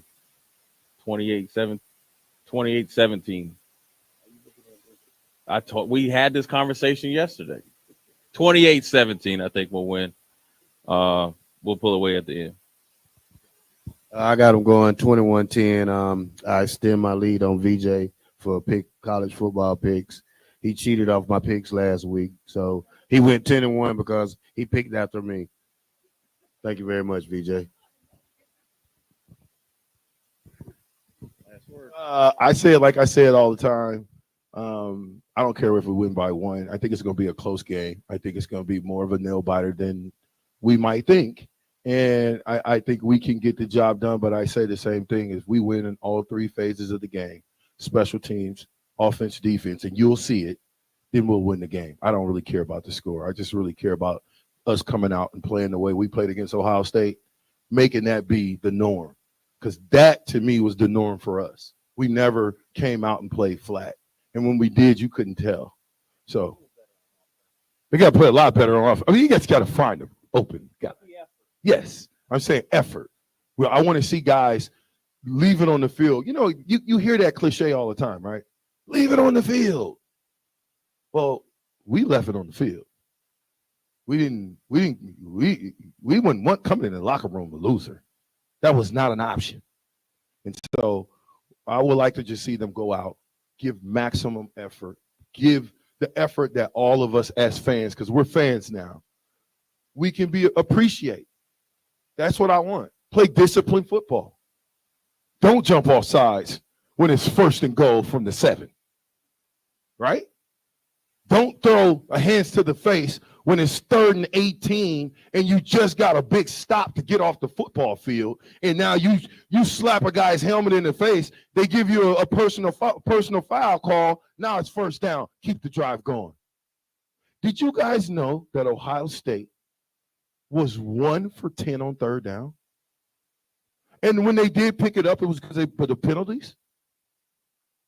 So there's little nuances of the game. If we have a guy running wide open, meaning a running back, I'm coming. A running back, don't rush me. You guys don't. I'm just playing. I got to hurry up because Debo said I had to get off. His name is Debo. Y'all know who Debo is, right? He ain't the first Debo. He the second one. 93.7 The Ticket. We want to tell y'all thank y'all. Give them a round of applause. Terrell Farley, Jay Foreman, Jason Peter, Rashawn Jackson. Thank you, guys. Give me one. Go Big Red.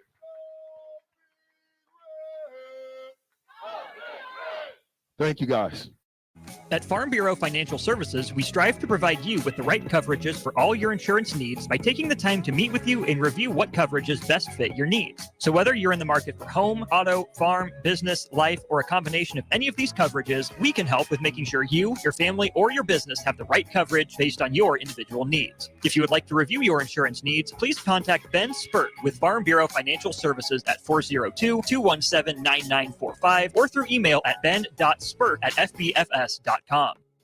Perch Merch is your one-stop shop for all your printing and promotional needs in Lincoln, Nebraska. They specialize in screen printing, embroidery, vehicle wraps, window wraps, print collateral, promotional products, and signage. At Perch Merch, they are committed to delivering high-quality products and exceptional customer service. Their experienced team of designers and printing professionals will work with you every step of the way to ensure that your vision is realized. Call for a quote today at 402-217-5212 or go to perch-merch.com. Mulberry Barbecue by Single Barrel is the answer to all your lunch and dinner cravings. They have everything from smoked turkey sandwiches to brisket burritos to burnt-in sandwiches and pulled pork. Try a dinner plate option of barbecue nachos, a half-smoked chicken, a full slab of ribs, and so much more. Don't forget their great sides like mac and cheese, cheesy potatoes, barbecue beans, or red slaw. Mulberry Barbecue by Single Barrel, open Monday to Saturday from 11 a.m. to 8 p.m. at 11th and Cornhusker Highway. Load up on meat and more this fall at the Mercado by Certified Piedmontese at 84th and Havelock. This week's special through November 12th is $2 off all crackers, $2 off on grind, $3 off on salami, and buy one, get one free on stew beef.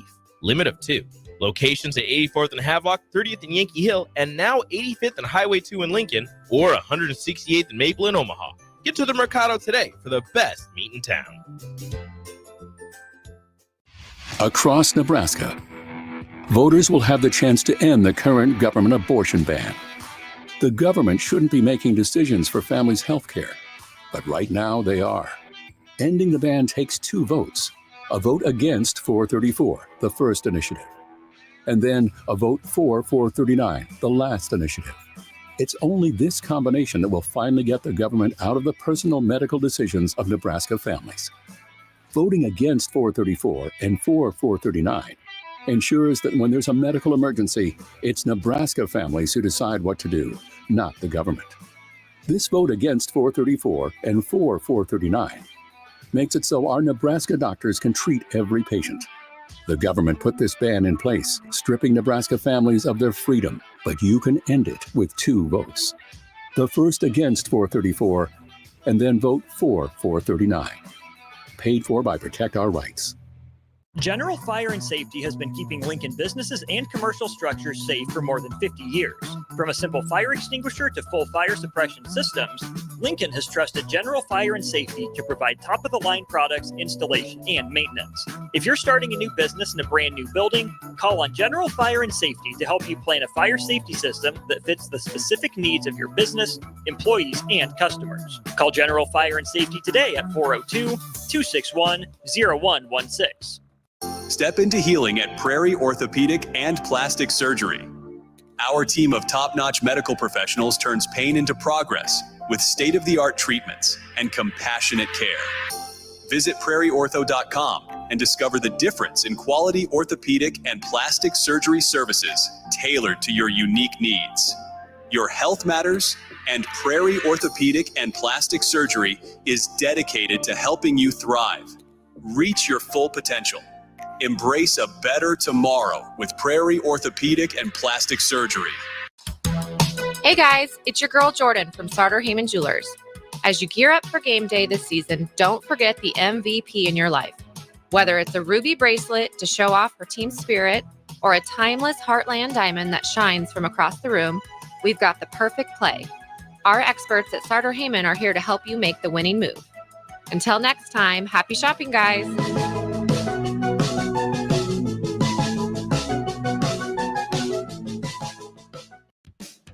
Ever wish you had another light switch on the other side of the room on a dark night? How much better would you sleep at night if you had a ceiling fan in your room? The High Electric Service Department is here to make your electrical what-ifs a reality. Whether you're looking to replace some outdated light fixtures or brighten up your counters with under-cabinet lighting, High Electric can handle all types of residential electrical installations and services. Give Erica a call at 402-466-6606 or visit high-electric.com to get started.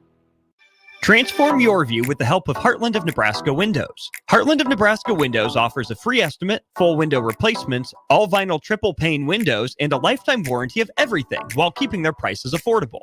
Sounds too good to be true, right? Heartland of Nebraska Windows is locally and family owned with their own team of installers. Give the window experts at Heartland of Nebraska Windows a call today at 402-430-3852 or visit them online at heartlandofnebraskawindows.com. Elevate your home or business with the help of Heartland of Nebraska Windows today. General Fire and Safety has been keeping Lincoln businesses and commercial structures safe for more than 50 years. From a simple fire extinguisher to full fire suppression systems, Lincoln has trusted General Fire and Safety to provide top-of-the-line products, installation, and maintenance. If you're starting a new business in a brand new building, call on General Fire and Safety to help you plan a fire safety system that fits the specific needs of your business, employees, and customers. Call General Fire and Safety today at 402-261-0116. Mulberry Barbecue by Single Barrel is the answer to all your lunch and dinner cravings.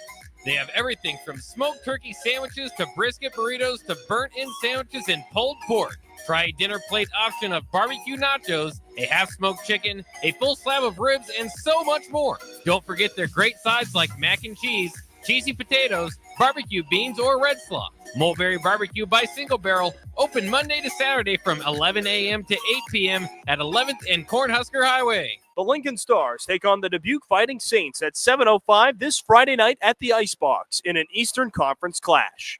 Cheer on your Stars as they look to build off their USHL best 9-2 record. Get your tickets now to see all of the goals, hits, and fights at LincolnStars.com. Ryan, with all this red and all these people around, I'm still not seeing the tailgate. Todd Spidell, former body shop owner, terrible driver. We're getting close. Now, did you know with 3 locations in Lincoln and hundreds of years of combined technician experience, we can get Husker fans back on the road even quicker and safer after their tailgate mishaps? Oh, Todd, turn left right here. Left or right? Left, right here. Right? Well, you wait for the tow truck. I'm getting a hot dog. Well, I guess while I'm waiting. All right! Most recommended! Eustace Body Shop! Woohoo! Dude, you should be on American Idol. You really think so? No. Accidents happen, even to Husker fans. If it happens to you, call Eustace Body Shop, where our customers send their friends. The most recommended Eustace Body Shop. That's who we are. NEPCO is hiring CDL drivers for Ready Mixed Concrete, Husker Concrete, and Beatrice Concrete. NEPCO offers great pay, medical and retirement benefits, paid time off, and they pay for CDL training. Apply today and start your new career with a $2,500 hiring bonus. From NEPCO's beginning in 1908, it's the employees that have formed the company's solid foundation. Start your career today. Visit nebcoinc.com. That's NEBCOINC.com. Have you been accused of a crime and don't know where to turn? At Liberty Law Group, we understand that a call to an attorney is a call for help. If you're up against the legal system, you need an advocate you can trust to handle your case with professionalism and compassion. Liberty Law's experienced trial attorneys are committed to the defense of liberty for those accused. Don't let a criminal charge ruin your life. Call 877-42-LIBERTY. Liberty Law Group. Trial attorneys you need, advocates you deserve. That's 877-42-LIBERTY or libertylawnebraska.com. League One Volleyball is coming to Omaha this January. Featuring Olympic medalist Jordan Larson and Justine Wong-Arantes, Love Omaha Volleyball is Omaha's newest pro team. The inaugural season will showcase some of the world's best volleyball players, from medalists to NCAA champions and international superstars. With the action kicking off on January 24th at the Liberty First Credit Union Arena. Visit LOVB.com for more information and to purchase tickets. Volleyball is the next major league. Back to old school with DP and J on 93.7 The Ticket and theticketfm.com. We want to thank Jay Foreman, Jason Peter, Rashawn Jackson, Terrell Farley, Rico, Jake, Nick for being down at the Apothecary, and for all the Husker fans who went down to hang out with them for the Husker Huddle, Sherry Dickmeyer and the fine folks from the Lincoln Journal-Star and the Omaha World Herald for putting the events together and allowing us to bring folks together. So we appreciate that. Let's make sure we pay a bill. Austin, let's close in telling them about our friends at the Mercado. Absolutely. Our friends at the Mercado have 3 Lincoln locations, 2 of them along 84th Street on Havelock, and then at 84th and Pioneers, also down at 30th and Yankee Hill as well. But also Omaha friends, you can get your hands on some good Mercado meat, every type of meat and every type of cut at 168th and Maple Street. Really appreciate the Mercado by Certified Piedmontese. And don't forget on Fridays, Fired Up Fridays. If you missed it today, put it on your calendar for next week. Haven't released it yet. We will keep you posted when they do, but I can tell you it'll be good. For Fridays, we it's this or that with Austin Orman. And numbers are funny. Numbers are funny because numbers tell you stories sometimes that you're not aware of. We have a pretty good feeling about the passing game of the Nebraska Huskers, right? I would think so. Pretty good idea. I would think so. Leading receiver in catches. By catches is Banks. Banks. Do you know the number of catches? He's around 30. 25. Yeah. 25. Right. 25. Give me a second.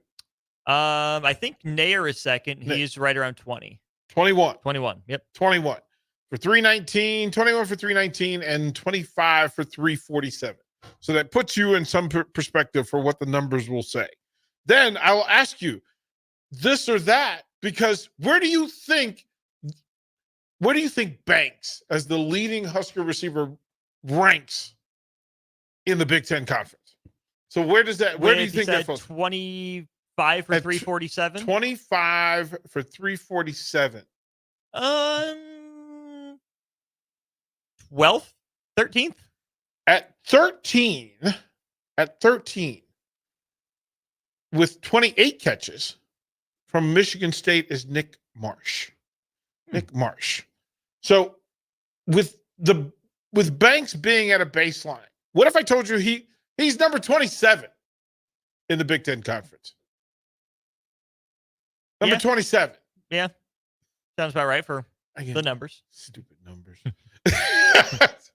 Austin, it's the Fighting Ormans, and you need receivers, right? Draft day out of the Big Ten Conference. You know how we do. So I'll we're do going to Team 19. I'll do it. I'll sign up for that $70 million paycheck. I'll do it. Right? That Jamal Banks at 27 with 25 catches. Right in the neighborhood is Carnell Tate of Ohio State. Who do you take? For this year or to build my program with? Whatever way you want to. It's your draft. You can build your roster whatever way you want. If I need a guy for this year, I'll still take Banks. But if I need a guy for the future, I will take Carnell Tate. And for the sake of this discussion, who goes forward? Probably Tate. Let's do Tate. Tate. Let's pair him with Colston Loveland of Michigan. 42 catches, 400 yards, 4 TDs. Dude's a stud. He's really good. Who do you take? Is that who you take? Tate or Banks? Well, it's Tate or Loveland. Loveland. See, it's different. Wide receiver versus tight end. It's a different conversation. It's your squad. Do what you want with it. Yeah, I mean, Loveland's a borderline first round tight end, and I've heard those are helpful to have in the Big Ten Conference. So I guess I'll take the tight end. Zachary Franklin from Illinois. 36 catches, 444 yards. Or Loveland. Dude's a stud as well. But I still think I lean Loveland. Makai Lemon of USC. Loveland or Omar Cooper from Indiana with 453 yards, 4 tutties. Still Loveland. Positional value, baby. Tight end. Understand. I'm not. Emeka Ekbuka from Ohio State. 43 catches, 6 tutties. 43 catches, 6 touchdowns. Is he the best receiver on that roster, in your opinion? Do you take him or Jeremiah Smith? No, I take Smith. You take Smith? Okay. I take Smith. Ekbuka's a really good too, but I still think I take Loveland. Giles Jackson of Washington. 8 games, 49 catches, 553 yards. I can't say I have watched a second of Giles Jackson, so I suppose I will maintain my spot on the Colston Loveland Express. I was going to stay at Washington with Denzel Boston.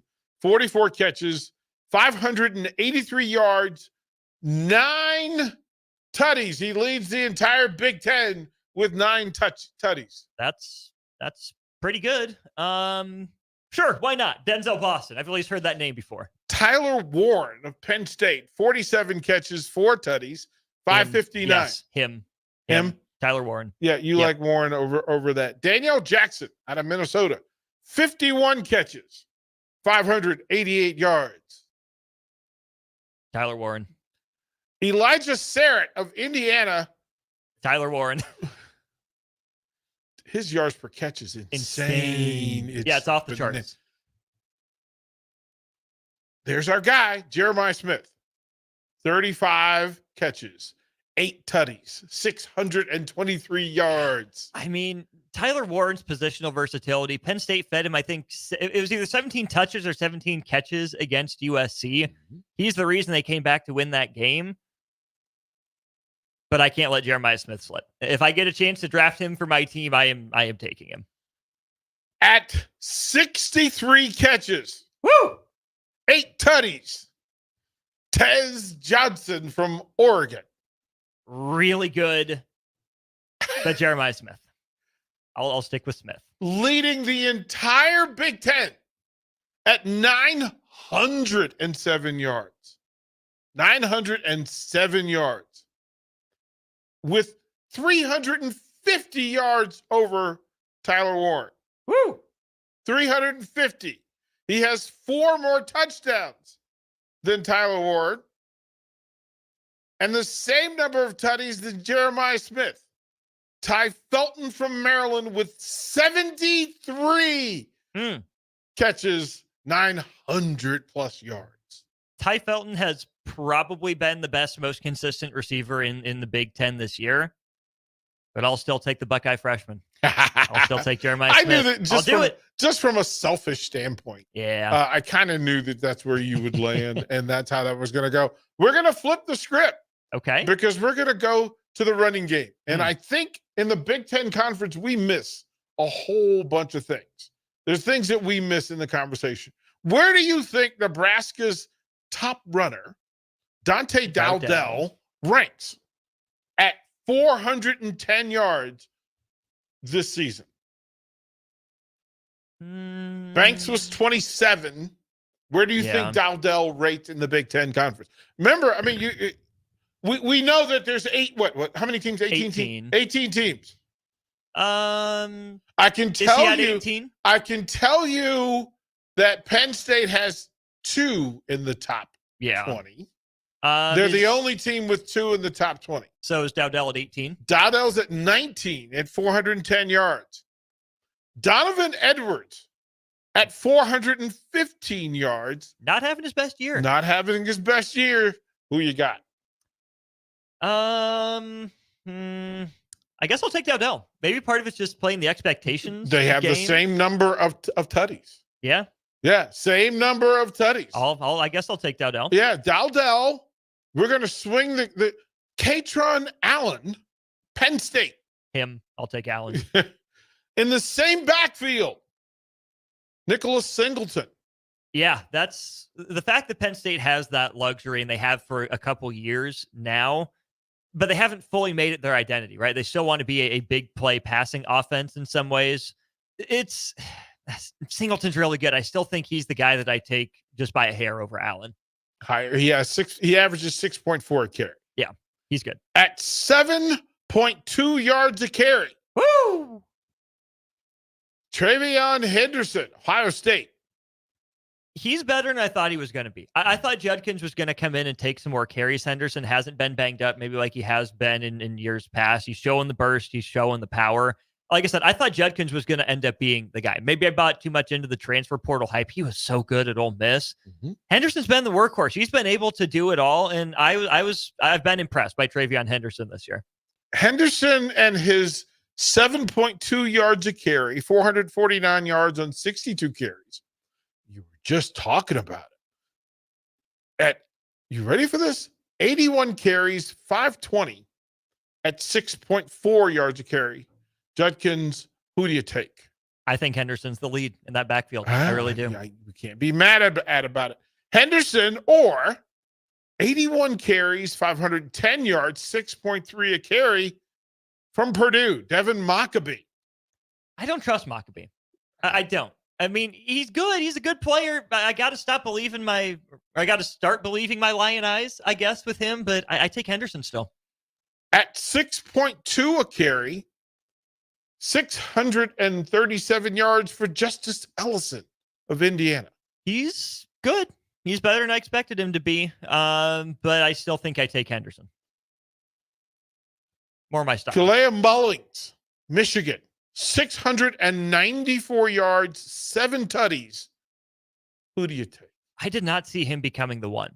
I really didn't. Again, Donovan Edwards, I think really missed an opportunity here.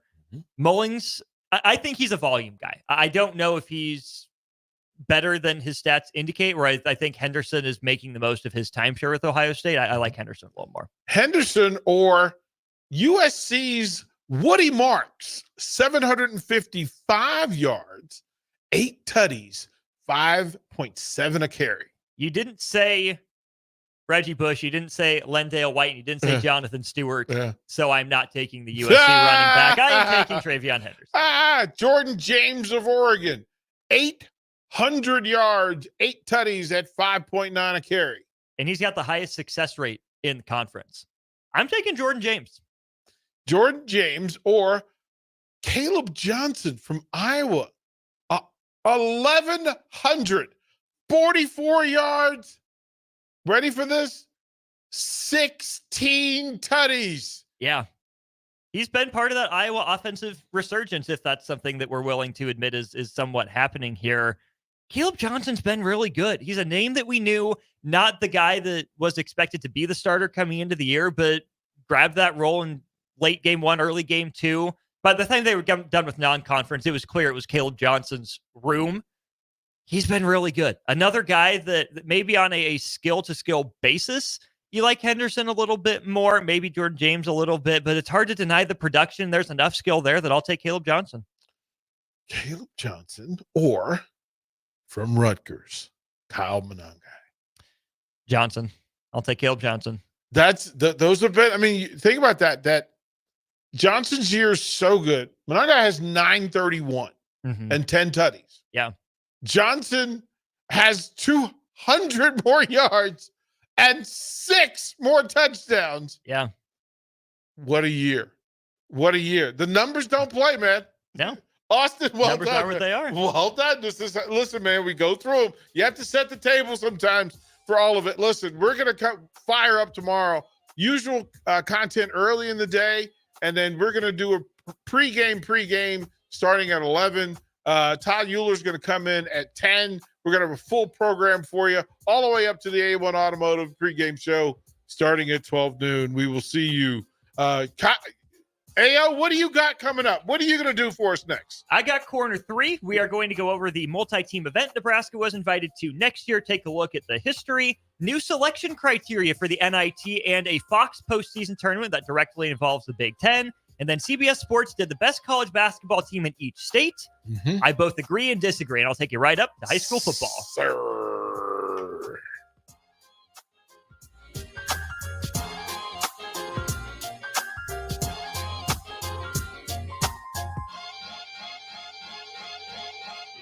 This is Lincoln's home for sports talk on the FM dial. Also online at the Ticket FM.